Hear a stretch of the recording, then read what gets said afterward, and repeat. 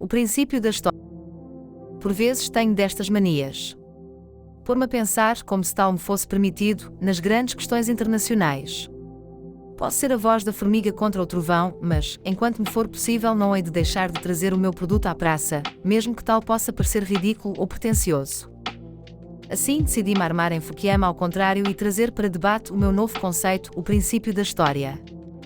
E aqui o vou expor com a capacidade possível, fazendo um esforço vão para chamar a atenção dos grandes do mundo para o facto de esta arraia miúda não irem cantigas e já os topar ao longe, mais às suas manhas.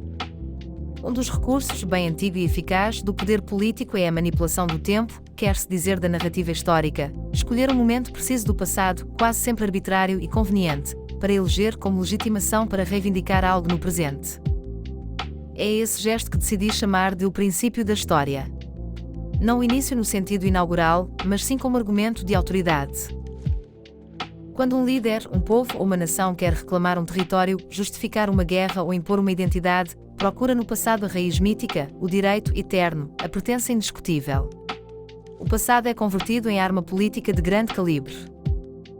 A história é feita de camadas sobrepostas, de fronteiras móveis, de impérios que surgem e desaparecem. Porém, para o discurso nacionalista, é reduzida a um instante, um fragmento conveniente. O tempo, rio em constante movimento, fica congelado como fotografia no momento desejado. Este artifício permite criar a ilusão de continuidade, já fomos donos deste território, logo voltaremos a sê-lo. A verdade factual, com todas as suas nuances e contradições, é sacrificada em nome de uma legitimidade ficcional e absoluta.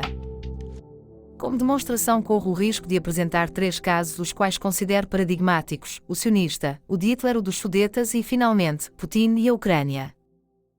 Falemos então sobre o sionismo. A fundação do Estado de Israel, após a Segunda Guerra Mundial, respondeu a uma tragédia concreta e avassaladora, o Holocausto. Milhões de judeus perseguidos encontraram na Palestina uma promessa de refúgio e soberania. Essa decisão teve respaldo político internacional, ainda que contestado, como, na verdade, se poderia atribuir território a uma nação, em lugares já ocupados por outras. Para tal, além da vontade expressa das potências administradoras, recorreu-se à legitimidade de uma fonte controversa. Muitos líderes e ideólogos sionistas preferiram ancorar a legitimidade do Estado nas Escrituras, evocando a posse daquelas terras por direito de permanência milenar e, sobretudo, por promessa divina. Ora, na realidade, vez alguma existiu tal posse ou permanência contínua, pois tratava-se de grupos nómadas, dispersos e em constante deslocação, sem qualquer posse efetiva e estável desses territórios. No entanto, que valor teria isto quando confrontado com a promessa de Deus? Assim, a fronteira entre mito e história tornou-se indistinta. As linhas da Bíblia passaram a valer mais do que os mapas das Nações Unidas. O passado longínquo foi usado como título de propriedade, como se a passagem dos séculos, das invasões e das mutações sociais pudesse ser ignorada. E quando o presente entra em conflito com esse passado idealizado, a política transforma-se em guerra. Outro exemplo brutal foi oferecido por Hitler. No final da década de 1930, a Alemanha nazi reclamou os Sudetas, região então integrada na Checoslováquia. O argumento era simples: havia ali uma população de origem germânica e, portanto, tratava-se de território historicamente alemão. A história serviu de biombo para a estratégia expansionista. A retórica das raízes comuns mascarava o projeto de anexação e dominação. O corolário foi a catástrofe que conhecemos, a Segunda Guerra Mundial.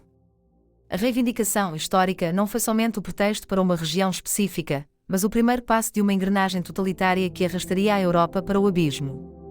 O princípio da história revelou-se, neste caso, a faísca de um incêndio global. Em pleno século XXI, Vladimir Putin recorre ao mesmo expediente. Para justificar a invasão da Ucrânia, reescreve a narrativa histórica, nega a existência de uma nação ucraniana independente, sustenta que Kiev é o berço da Rússia e reivindica a continuidade das fronteiras soviéticas. No entanto, a realidade factual é bem distinta. A Ucrânia tem uma identidade própria, consolidada por séculos de resistências, fusões culturais e momentos de afirmação.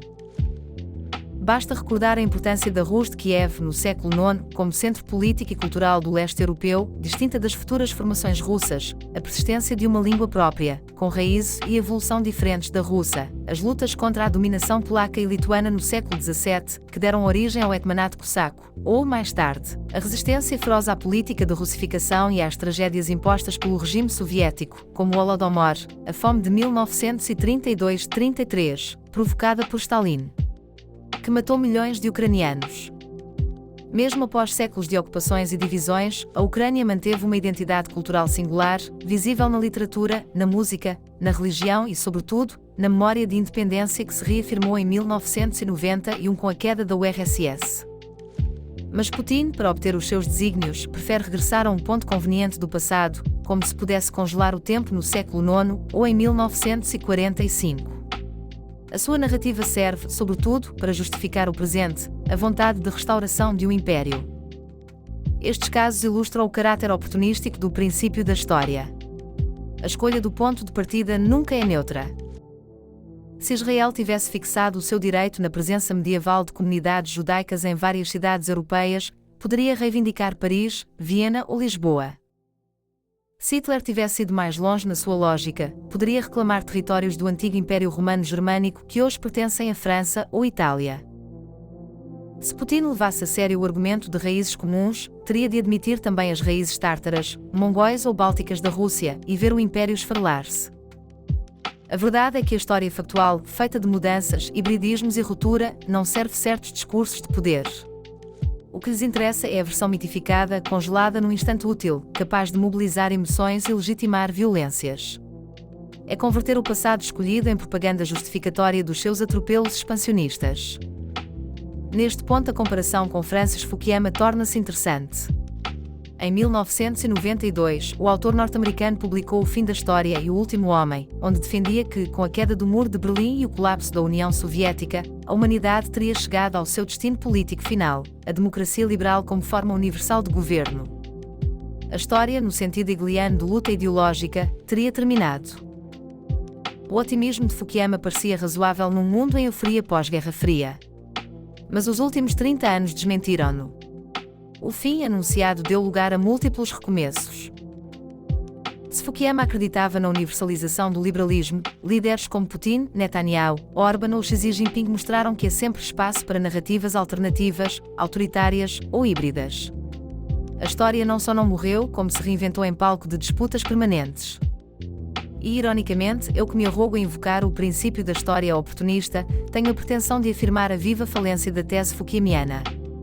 Longe de convergir para um modelo único, o mundo assiste à fragmentação das memórias, à multiplicação dos passados inventados, à concorrência de mitos fundacionais. O que Fukuyama via como ponto de chegada tornou-se apenas mais um ponto de passagem. O contraste, quanto a mim, é revelador. Para Fukuyama, o problema era o excesso de história, o conflito ideológico terminaria e a humanidade repousaria na estabilidade da democracia liberal. Para os líderes nacionalistas, o problema é o déficit de história. É preciso fabricá-la, reinventá-la, regressar a um passado longínquo ou mítico para justificar o presente. Na prática, ambos os discursos partilham uma característica: a instrumentalização do tempo. Fukuyama cristalizou o futuro, Putin, Hitler e os sionistas cristalizam o passado. Nenhum deles respeita a história como processo vivo, em constante transformação. O desafio para os cidadãos e para o jornalismo é resistir a essas manipulações. A história factual, por mais incerta ou contraditória que seja, não pode ser substituída por narrativas oportunísticas. O passado deve ser estudado, interpretado, debatido, nunca congelado em mitos convenientes. Enquanto continuarmos a aceitar que a legitimidade política se funda em princípios arbitrários de história, estaremos condenados a repetir os mesmos ciclos de violência. Só quando encararmos o passado com honestidade e o presente com responsabilidade, é que poderemos aspirar a um futuro que não seja apenas repetição. O princípio da história, afinal, não deve ser uma arma. Deve ser uma lição. Publicado in Rostos Online. Carlos Alberto Correia.